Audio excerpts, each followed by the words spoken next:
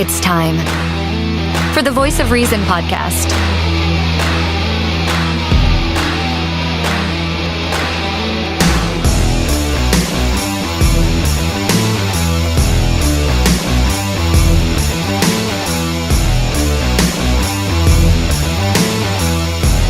Here are your hosts, Sean Phillips, Andy Van Beber, and Travis Kirkendall. Ladies and gentlemen, we are back and we are live with you today. My goodness. Where have we been? Where have we been? I mean, we're just hiding and nothing. Hibernating. Hibernating. That's exactly a yes. Good way of putting it. Yes. I probably added 20 pounds of fat to survive this lovely winter that we're having. Yep. And it has been, I will say, a good break, a great holiday, kind of refocused, reset, ready for 2025. I know that for most of our listeners, by the time you might be listening to this, you might not even have a morning drive, to get into work or to get into school or wherever it is you're going. If you are currently stuck, it is a little bit snowy here in the beautiful state of Missouri, as well as the rest of the Midwest and the South. I was talking to a good friend from Louisville, Kentucky today, and they had 16 inches within 48 hours. So they are also, and that shuts that place down. We are dealing with that shuts that place down. Louisville, 50% of the population runs off bourbon.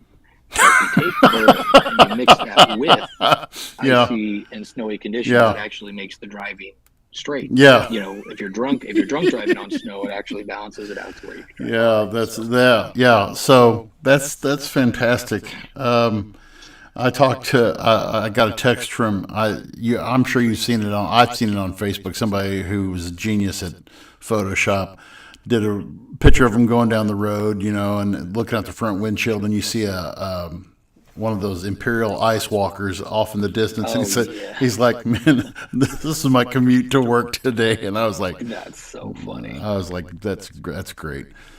But no. Yeah, that's actually really funny. When I was talking to my uncle, just because he's in North Dakota.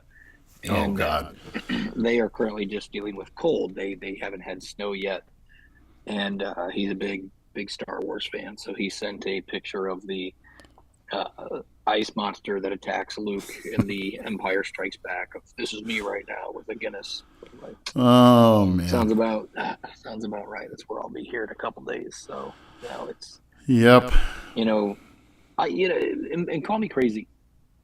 In my memory, and I know the world is changing, whether it's just natural heating and the stuff that we do to speed it up. But I feel like when I was younger, I feel like there was always a lot more snow in December. And I feel like the last couple of years we have not had any. Has that been your experience? We've had maybe a little farther north. When we went, I did some of my Facebook memories from December. I mean, I remember some of the years where we had snows in October, and early as, we had a Halloween snow when we lived in Pittsfield, which is very, very rare. But, I think it's been forever since we've had a white Christmas. I'll tell you that much. It seems like it's been 4 or 5 years. It was funny during Christmas on my Facebook, our first Christmas here at Louisiana. On Christmas, we had the air conditioner on because it was like 70 degrees outside. That was 3 years ago, and I forgot that we turned the air conditioner on because I didn't want to, go through it. But 2 days later, heat's back on. So, and I mean, what was it this time? This time last week, it was in the 40s. Yeah, it was not bad. It was. I wouldn't say that it was necessarily warm, but it was sweater weather. No. Or a jacket that could be unzipped. Yeah. Yeah. It is definitely, what we're used to in the Midwest. Is the shift happens. Oh, winter is definitely here with a vengeance. So I helped a young lady. She seemed like she was probably, maybe 17, maybe 18.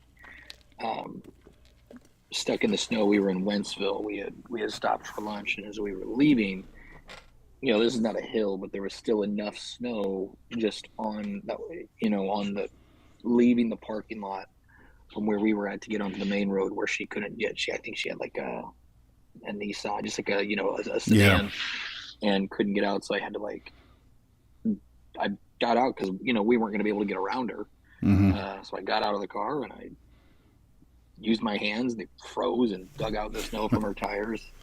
I had her go backwards a little bit, and gave her a push, and she was able to go on her way. But how are the roads out by where you are? Have they really kind of tackled any of those yet? No, not. I mean, the local roads are awful, but the main roads are fine. And the problem with us not having school is not so much that the roads are melting. Like today, they started to melt, but when you go back down to these lower temperatures, everything just refreezes. And I know I would hate some of our listeners. I know one of our loyal listeners, Jonathan Guthrie, who's one of our loyal listeners.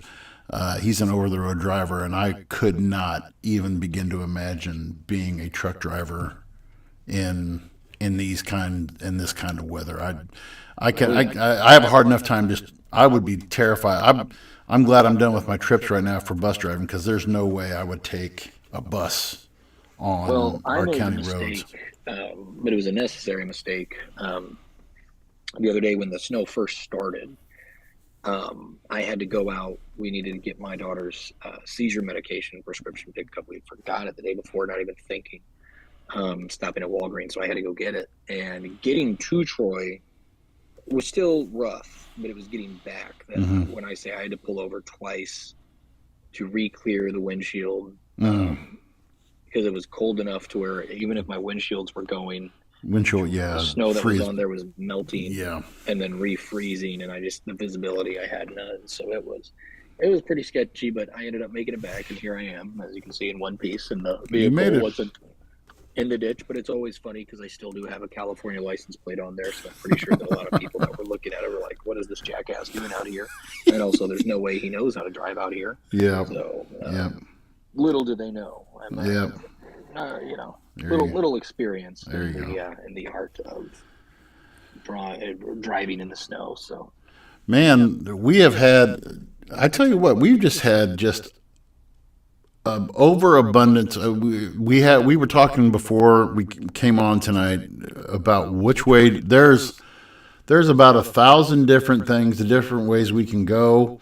I will touch on just real quick, since you're wearing that piece of toiletry on your head there. So, let's just say what happened on the last day of the season. Chicago Bears field goal touchdown. Thank you very much. Broke that 11-year curse, but hey, we still suck as far as a football team. That's all that matters there. So, I was having a conversation with a friend the other day that, I feel like in my head I can use. I like watching football because it's an escape.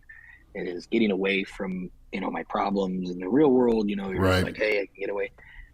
And then I watch football, and then just every other problem is recreated right there in the span of the 3.5 hours that every game takes. And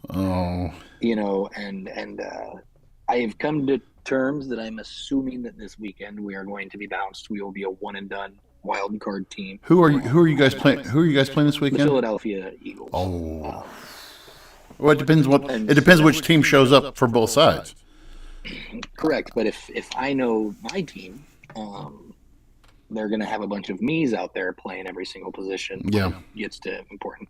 And I wouldn't even really put it on the players as much as I would say, I don't know what it is about the Packers head coach Matt LaFleur. In games that don't matter, puts out these masterclass of play calling, of execution, and everything.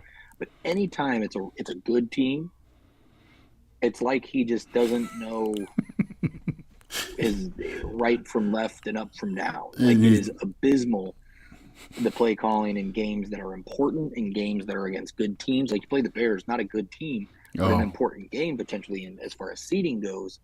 And you call a jet sweep on a 4th and 3, like when I saw any that idiot that plays when Madden knows not to do well, that. and I don't know much about football, but I was surprised on the last play. You know, we're trying to get down the field, and I know we're probably boring some of our people, but I have to I'll just say this to you live right now. When I saw the defense go to a cover, basically they had three on the line, cover three.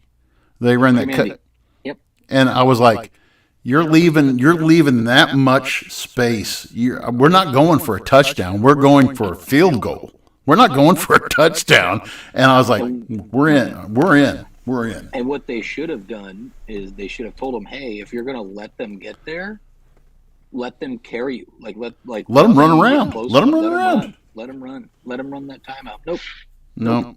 Stupid is as stupid does. Yep. And I will expect to be able to get my discounted Packers merchandise after Wild Card weekend, because they are going to be butt cheeked in Cabo before. Yep.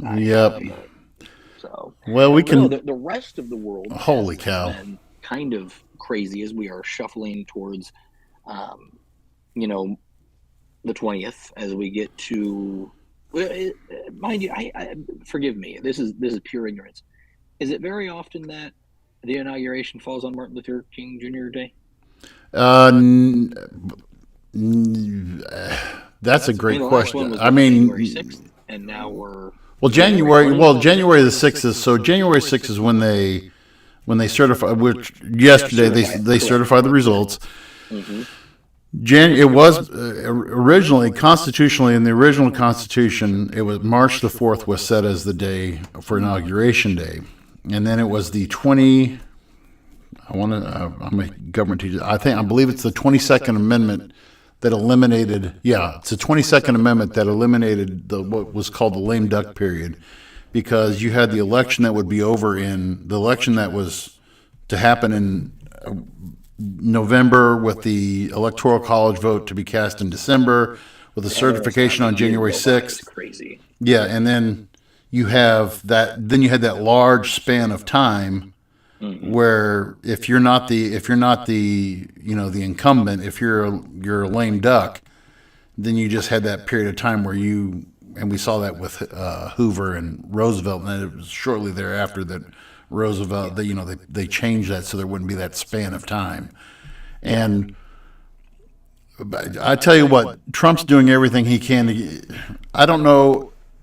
Let's just start with some of the elephants that are in the room. We haven't been on for a month. We've taken a month off during the holiday season. The whole tariff talk, the tariffs on Canada and Mexico. And then him coming out last week and reasserting it this week that he's not going to rule out using military force to seize control of the Panama Canal and Greenland. I mean, let's just unpack this. Which one? I mean, what do you think? What is he trying to just really come in with a boom, or is any of this actually? Do you think any of this is actually legitimate? Well, that's a good question. Excuse me. The legitimacy thing is interesting because as we have learned, obviously these are going to be two very different situations, but I don't want to throw the term. So I don't want to use the term hypocrisy, but it smells a little bit like hypocrisy. Let's just hypothetically say Trump decides we're going to use military force to take Greenland, to reacquire the Panama Canal. Doesn't that kind of smell like, I don't know, something that happened a couple of years ago with a little country called Ukraine and a larger country called Russia, and how that has kind of panned out, and you look at where things are with there today. So when I look at, let's just go to the Panama Canal. Right off the rip, one of the things that's interesting to me is Missouri. Missouri, actually, the Missouri National Guard has a agreement. It's a partnership with Panama to where they send soldiers to the state of Missouri. Missouri National Guard sends soldiers to Panama. We have joint training operations. We have organizations there. Really? We have full-time military staff that work in Panama with the Missouri National Guard. And so this is where, it's from a Missourian standpoint, things actually get a little interesting. I wonder how those conversations are going for that full-time staff, for these individuals that we have had a working relationship with for I can't tell you how long. We're currently working on, Missouri is planning on having another one of these partnerships in Portugal. So, Missouri becomes kind of interesting because there are U.S. troops there currently. So to me, it makes it interesting to kind of see how that situation is particularly handled. We have U.S. military installations in Greenland as well. Yes, we've had seen. I don't know how true the reports are because it's just on Twitter. This is not me deep diving into anything that has a source linked underneath it. But I have seen where allegedly Denmark has increased their naval presence around Greenland with the potential threats, quote unquote, because call a spade a spade. That is a threat to say if I am not above using military force. And the question is, with Greenland, and both locations, maybe you understand that there's some kind of strategic purpose to them, but at the end of the world, these are our allies. Why are we talking about going in there with military force? Like, we have places like Puerto Rico that are annexed to the United States, but they're not states. And if you asked anybody, like you asked Puerto Ricans, because I couldn't tell you, I'm not going to say that they do or they don't. I don't know if you did a poll of Puerto Rican citizens, how many of them would want to be United States citizens? They've put that, to get their statehood. Just for the record, they've put that before the Puerto Rican voters 6 times, and all 6 times, overwhelmingly no. Overwhelmingly so no. Answer. If you go to the same question would be to the folks of Greenland, to the individuals in Panama. You know this a little bit better than I do. The Panama Canal, that was a joint operation. I'm assuming. I know that the United States had a heavy hand in that, but I don't necessarily think it was meant for us to then just take control of the Panama Canal and we gifted it over to them. I think it was done for strategic and economic reasons, but it was never meant for it to just be owned by the United States, if I'm not mistaken. The reason, the 1902 was when we took over the Canal Zone, when we acquired the Canal Zone. The French had worked, I believe it was 10 or 15 years on the Canal Zone, and they were just faced with massive debt. They were faced with they had a lot of death and disease. They were dealing with malaria down there, and or yellow fever, whichever one you want to call it. And so we came in, we bought the rights from the French for $40 million. And the Colombians, who had controlled Panama at the time, said, well, that's all well and good, but you're going to pay us as well.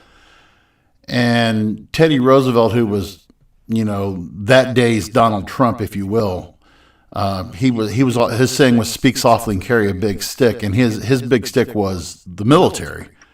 And so we basically parked our Navy off the coast of Panama. And the Panamanians declared their freedom from Colombia, and we immediately recognized their sovereignty. And from that time forward, then we basically booted Colombia without firing a shot, and we booted Colombia out, and we built that Panama Canal, and we signed a 99-year lease with Panama to control that Canal Zone. We turned it over to the Panamanians actually in 1999. I remember when that happened. If I'm not mistaken, and somebody may call me out on this, but the official currency, I believe, in Panama is the American dollar. I believe I may be totally wrong on that, but they like our cash. They like our influence there. But Donald Trump's whole thing on this, it was, treaty was signed back in 1902. So if we try to go into Panama and say we're going to take this, we have no legal footing at all. I mean, we would be a belligerent nation coming in, the big guy coming in, like you said earlier, with similar with the Russian-Ukraine thing. We would be the big guy coming in and kicking the little guys, and here's the thing: the organization of of American states, which is the OAS, which is, basically all the Central American states, they would have a fit, and they would straight up just, come together as union and just come after us, in my opinion. And I don't, but Donald Trump is like, it is. They're just not. They're charging us unfair rates. They're charging us. It's ridiculous, the amount of what's going through there. Mm-hmm. Where I stand with Donald Trump and all. There's really not a lot of thinking that's going on when you're making these statements. To me, when you're making the statements about we're going to raise the tariff on Mexico and Canada, mm-hmm. and the amount of thinking that's going into that, without going into a ton of details and going down that rabbit hole, but the inflation that would create. So what, to me, I really don't see what, rattling these warlike statements, these aggressive statements, what it's set to accomplish. And I don't think that, I just don't think that this is smart for us. We have enough issues of our own. We need, to me, what we need to focus on right now, let's get inflation under control. Let's worry about our own problems. Let's get inflation under control. Let's get the border mess figured out. Let's get this whole border mess figured out, and then finally let's get what's going. Let's get our the real foreign affairs. Let's get Israel and Gaza to sit down. Israel and Hamas to sit down. Let's get Russia and Ukraine to sit down, and let's sit down with China. Let's sit down with China and get things smoothed over there. We've got enough on our plate that we don't need to add. To me, this just seems like, let's whip out our penis and see who's got the bigger yang here. And, to me, that's all it seems like to me. I may be talking out of my butt here, but that's what I'm seeing. No, I agree with you 100%. And it's just one of those things where, are we going to just see all talk and little to no action once, he actually swears in? Or is this going to be, something where it's like day one, these things are happening? I am interested to kind of see how things shake out. But again, this is, naturally, like a lot of things, it's interesting timing where none of this was kind of brought up or discussed when he was running for president. Because, it makes you think like, well, how on board would people have been with this? I know that there's also been a lot of talk about him and work visas that a lot of his, big time followers are not necessarily fans of, that he's come out and been in support of. So, some of the things that he's kind of shifting around, I wouldn't really call shifting around, but kept under wraps until after the presidency was secured. That happens with, Mm-hmm. people that run and win the presidency. But it is interesting to see some of these come out this time around. It's been interesting to say the least. I'm really interested to see what's going to happen day one. Last time that he came in on day one, some of he slew of executive orders, to get stuff moving. I really want to see what's going to. Is he going to carry out this whole mass deportation thing? How, if it does, that's going to. I think that. Believe me, I believe in secure borders. I believe that we keep. But at the same time, you're going to. If you do mass deportations, how much do you think? Am I out of league by saying that this might create a humanitarian crisis? If you start saying, okay, we're going to go in, we're going to start putting these people, shoving them back across the border. What are we doing? Are we going to go down to El Paso, drop them off at the gate, and say, here you go? How does? Because I can't even begin to wrap my mind around what that would even look like. Yeah. Am I speaking out of turn on this, or is that? No, you're not, because I think one of the other questions is as well, like, okay, well, how well documented? We know it wasn't. How well documented is it where, like, if someone's an illegal immigrant, who's to say they're like, yeah, I'm from Venezuela? I'm from the Dominican Republic. I'm from Brazil. I'm from here. I'm from there, especially in South America, where you know, um, well, that might come off really, really horribly.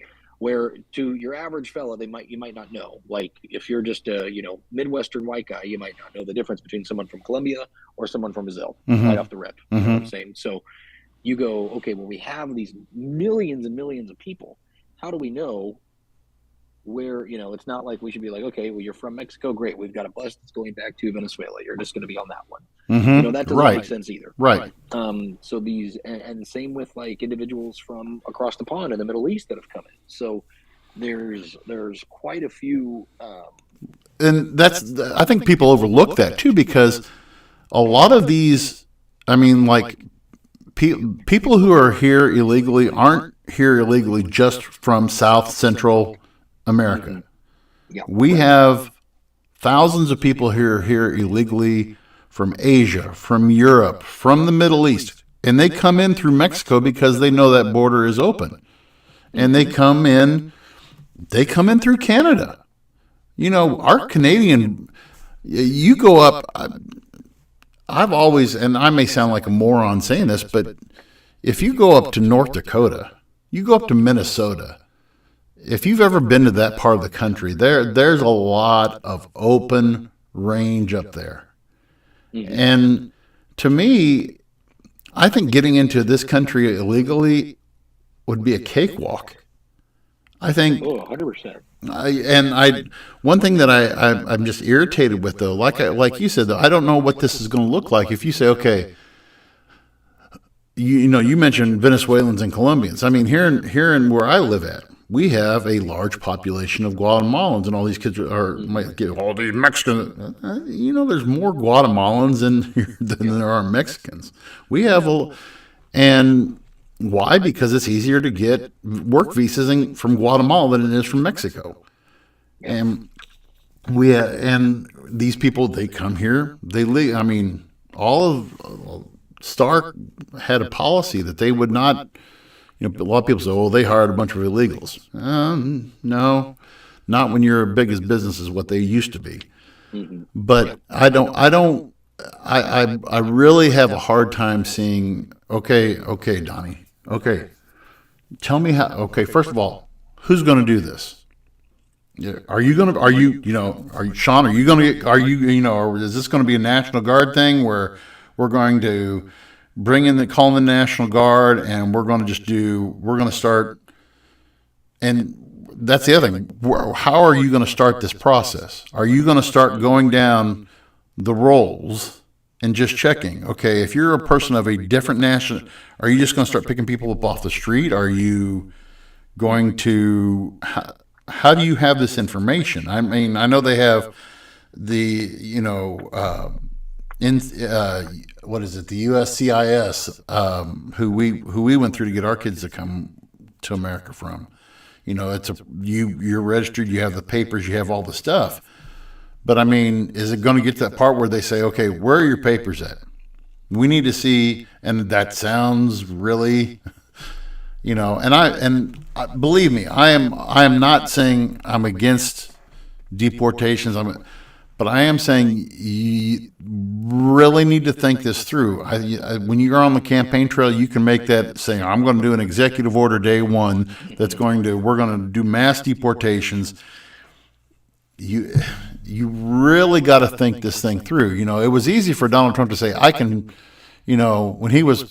we can get prices back and we can get American jobs. And he was able to do that. Economically, he was able to get us into a good place until COVID. That was something that was within his wheelhouse. Well, now we're going to, make America great's now going on to crack, and it's becoming more of a nationalist statement where, okay, what does your definition of making America great look like? Okay. So from what I'm seeing, and this is from somebody who voted Libertarian, you and I have discussed this before. Okay, so you're saying make America great again. That's a nationalistic statement. So you're making that statement. So you're going to say, to you, your definition of making America great is going to be 1, get rid of illegals. 2, not pardon my French, but not be a pussy when it comes to foreign affairs. We're gonna do some penis waving. We're gonna throw it out there, and we're gonna let it all hang out. We're gonna say we're going after Greenland. We're going after Panama. We're gonna issue tariffs on Mexico and Canada. To me, this is what he's saying is his definition of making America great again. And like you said, how much are Americans going to actually be on board with doing all this stuff? I mean, he's got nothing to lose. He doesn't have to worry about re-election in 2028. He can take this all the way up to January 6, 2029, or January 20, 2029, and he can run it into the ground. Oh yeah. And he'll have. I mean, there's not people that are going to turn on him. We've seen what 2 impeachments will do, and so. And for the next 2 years, I mean, he has the House and the Senate. Yeah. Locked up. So. I am curious with, as you were saying, like how they would go about it. If I had to guess, I think the start, at least you would hope.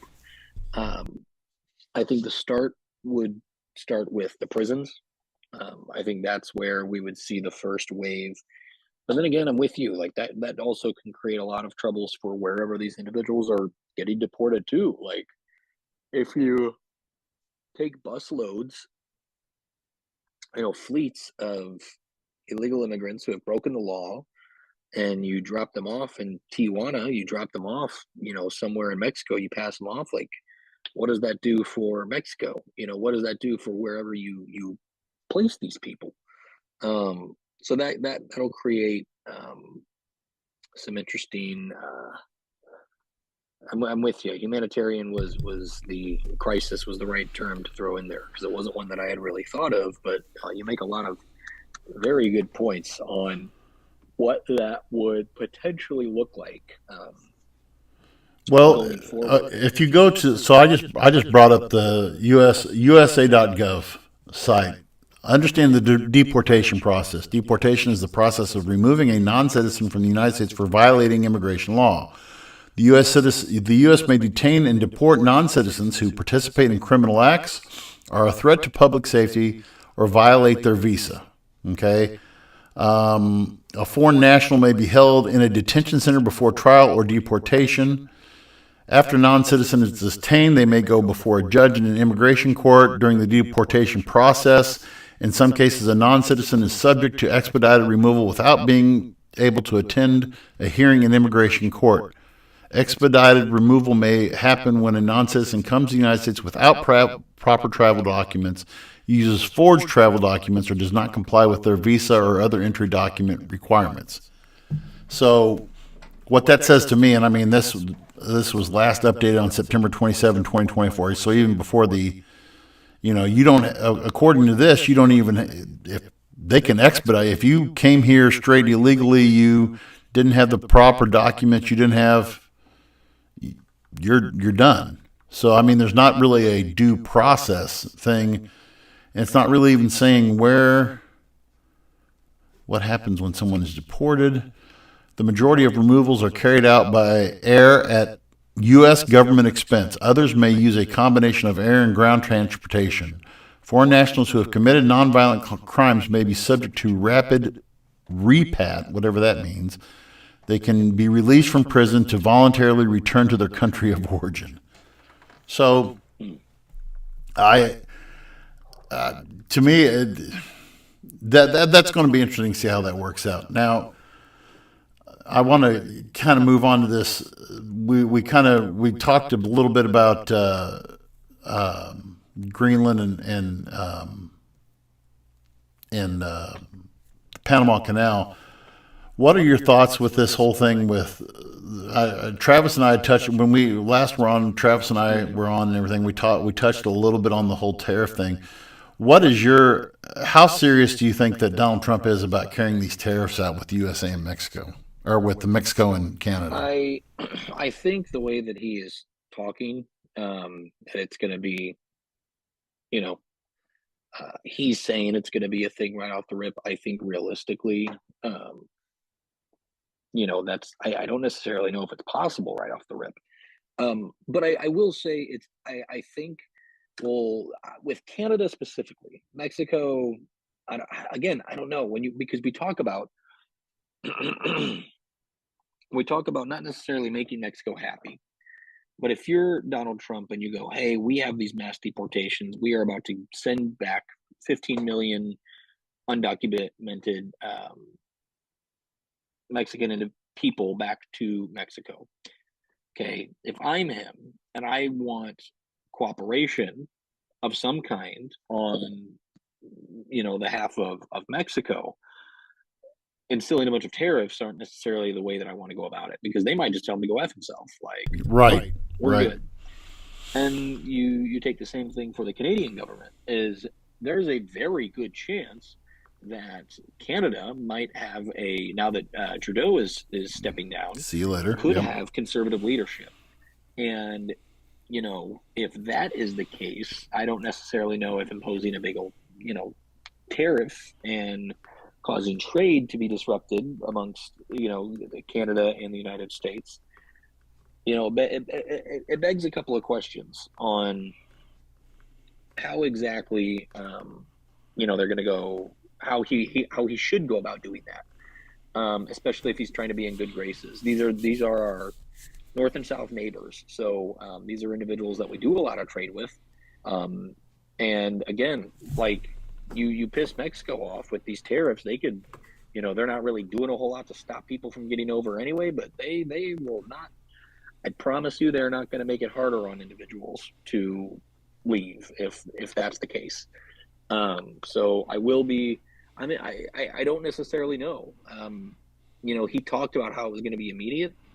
I don't necessarily know. I think based off of some of the other things that he's trying to get done quick, or so claims that he's trying to get done quickly. I'll be interested to see how some of that kind of shakes out, if it's going to be sooner rather than later. Well, in a press conference that he said today, this was actually today, and when we say today, we record this on January the 7th. Mm-hmm. I brought up some comments he made today. He tossed around the whole, that Canada, the 51st state thing and all that kind of silly crap. Trudeau said, there isn't, even though he on X today, I'm looking at his posts on X, he says, there isn't a snowball's chance in hell that Canada would become part of the United States.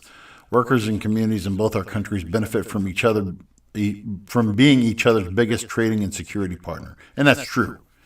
I mean, one of the things, and I brought this up with Travis too, and I bring this up with a lot of people who say, that's a good idea to put a tariff on them. Where does the majority of our fuel come from now?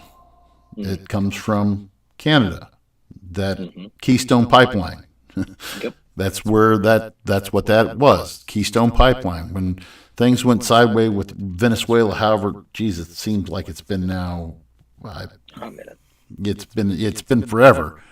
Yep. I mean, that used to be where we got a lot of our oil was from Venezuela, and when that went sideways, we went to Canada. And now you're in on the flip side of that, if you say the same thing about Mexico, man, do we not know how much of our supply chain runs through down there? What is it, Galveston, and right down there along that's major shipping ports down there. That's a little, and so a lot of agreement and a lot of work is done between our ports in Mexico, and on the American side, on the Mexican side. You're going to complicate things. And to say, and again, this is part of the ignorance that comes with this, that people are, we'll make them pay the tariff.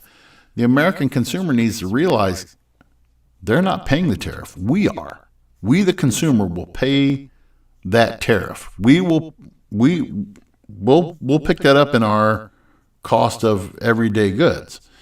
And that's why economists are saying, hey, this is going to create inflation just as much as anything that Joe ever did. So, am I concerned?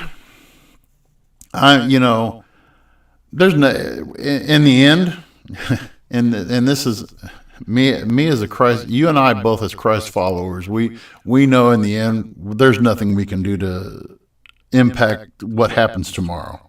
Tomorrow has enough worries of its own. I have trust in God that He is the one who's going to control all things. But Americans, we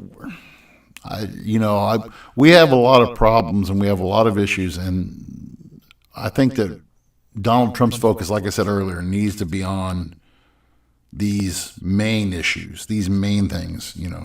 Inflation, the border, are Agreed. But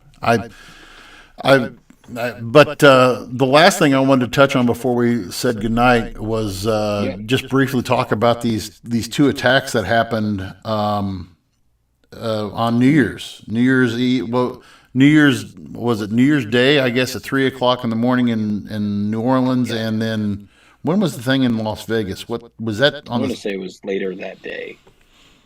Yeah, I could be wrong. But yeah. And these are things. I think next week we can definitely, because the one in New Orleans is one that I would like to get into a lot more in depth about, just with some of the different things that have kind of been going on, and with that we can also kind of talk about some of the UAV stuff that we've kind of glossed over towards the end, and again we have taken a break, but extremely sad situations. I mean, the one in Vegas is sad, yeah, but only one dude blew himself up. So sad, yes. Could have been worse, yes. If you're going to be a terrorist, thanks for being a bad one. But the one in New Orleans, terribly sad. And it also just seems to me, we can kind of hit the nail on the head as more information comes out on were these two potentially involved, which I don't think they were. I think they were two just separate events. Yep. But kind of a huge fail on behalf of the city of New Orleans, where there was not a real contingency plan in place for the barriers that were under repairs. Yeah, have something up and running. Did you see those barriers? How those barriers worked? How they were like basically like a thing that level with the street, and of course they have to deal with this with Mardi Gras and everything else that they raised. It's kind of like these parking kind of like bumps that they come up like this. Yeah, I've and seen them all over. That was a poor time to have those being under maintenance and being. And if you have those kind of things under maintenance, you put up other forms of blockades. Like you have other things in place, and they clearly just didn't have that strategically planned out well enough. And for something as big as New Year's in New Orleans, you would think that's something that they were going to do correctly. So I'm not going to blame those individuals, but I'm saying I feel like there was a lot of preventative things that could have happened had that, had they taken care of those before, if they just had a better contingency plan in place while they're doing those repairs. And for the individuals, for the individual that committed the attacks, I'm interested. I thought it was weird. I wouldn't necessarily say weird. I just know that some of I saw they had the ISIS flag covered up, and I don't know if that was his doing, the law enforcement's doing, someone's doing, kind of initially, and just some of the photos that I had seen, and then I saw that ISIS had taken credit for the attack, and they kind of do that shit randomly, so who knows? So they could be ignorant, right? Accurate that was, but no, it's just it's a shame where when it's people are going to kill people regardless of what they have in their hand. Clearly, 12. I think it was 12 individuals lost their lives. 15 with a vehicle. Yeah. So, it happens, and I hate that it happens. I wish that there was, individuals. I feel like I don't necessarily think that abusive mental asylums are the answer, but I do think that the United States needs to come up with a solution to more affordable and regular access to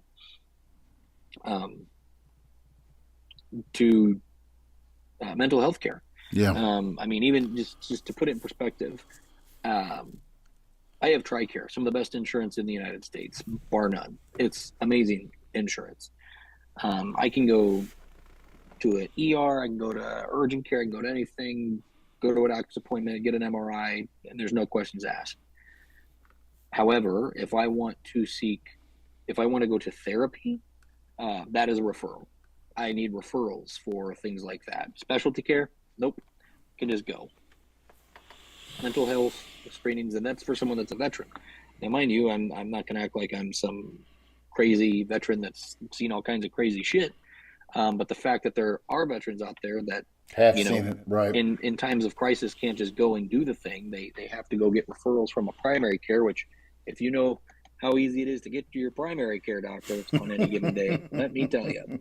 So, but no, yeah, we definitely need to that's probably going to be our area of focus next week, as we need to let this the situation filter out a little bit for us to look at a little bit more this week. But I definitely want to look into this next week, as far as, the connections, what these guys, especially the guy in Las Vegas, some of the claims that he made, some of the statements that were made on the podcast that Sean and I and Travis watch, some of the statements that were made on those podcasts and claims that the Las Vegas guy had made, and just, there's, like I said,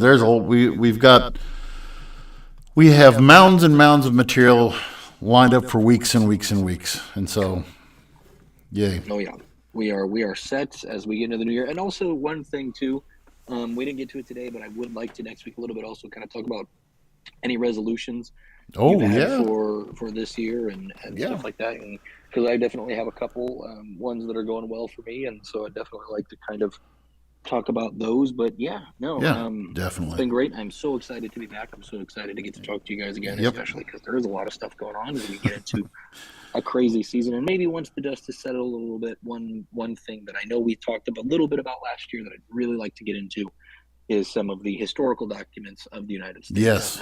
We are going to do that. Yes. But, until next week, until we see you guys again, be a friend, tell a friend, tell them the best podcast to listen to in the great year of 2025. Make sure you put your date right on your checks. Don't mess it up, because you will for the next 2 months. I assure you that. Yep. Okay. Yep. But until we see you next time, we will talk to you later. See you guys. Thanks for listening to the Voice of Reason podcast. Check out our previous shows and clips on Facebook, YouTube, and TikTok.